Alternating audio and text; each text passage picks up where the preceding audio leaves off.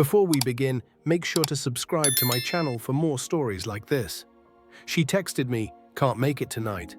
That was it. No reason, no apology, no hesitation. I stared at the message twice, then set my phone aside and said quietly to myself, "All right." No follow-up, no pleading, no effort to change her mind. Life had already taught me that not every silence deserves a debate.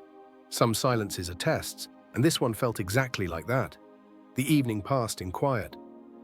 It could have felt lonely, but it didn't. I ordered dinner, nothing fancy, nothing remarkable, just something steady. A meal that reminded me I was enough, even if someone else chose not to show up. As I ate, my mind wandered to the small patterns in relationships. She had cancelled last minute before, leaving vague excuses, expecting me to chase her, worry for her, or fix things for her. Each time I learned the same truth. Composure weighs more than chaos. The world doesn't pause when someone refuses a moment, and neither do I. By 9 o'clock, the table was cleared, a glass of water in hand, and I sank into the couch. No resentment, no bitterness. Just quiet observation. Sometimes watching is the deepest understanding. That night, her absence was teaching her a lesson she wouldn't recognize for a long time. The next morning, her text came. "Sorry, had a lot going on." I nodded and replied, "I understand." Short, calm, controlled. No anger, no explanation, just acknowledgement. She probably expected frustration, but I'd stopped feeding moments that didn't serve truth long ago.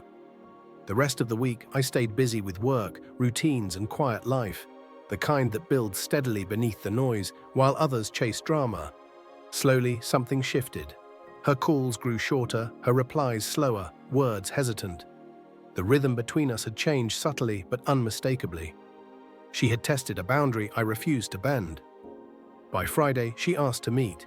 I agreed, not out of need, guilt, or desperation, but because I understood the difference between reacting and being present.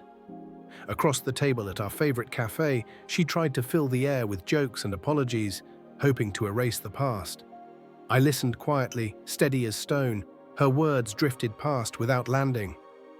In the silence between her sentences, the truth was clear. She had expected me to chase her, to break under disappointment. She hadn't expected calm, she hadn't expected strength. When our meeting ended, I stood. She reached for my hand, hesitant, perhaps hoping I'd pull her close. I smiled gently, nodded once, and said, "Take care." No drama, no resentment, just peace that couldn't be shaken. Walking away, I felt the quiet clarity of self-respect, the freedom that comes when you honor your own calm over someone else's chaos. That night, I ate another simple dinner in my own company. Not loneliness, completeness. No triumph, no bitterness. Only understanding.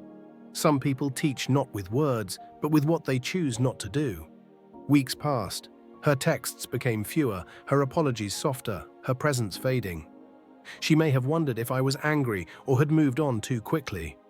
The truth? I had moved on long before. Moving on isn't pretending or forgetting. It's staying composed, valuing your peace, and letting others' choices reveal their true selves.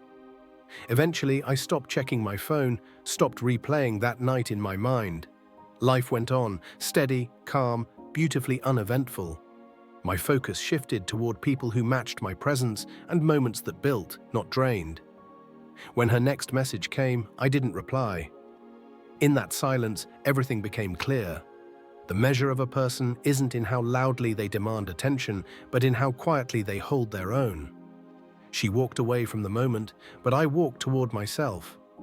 And that is a choice no one can ever take from you.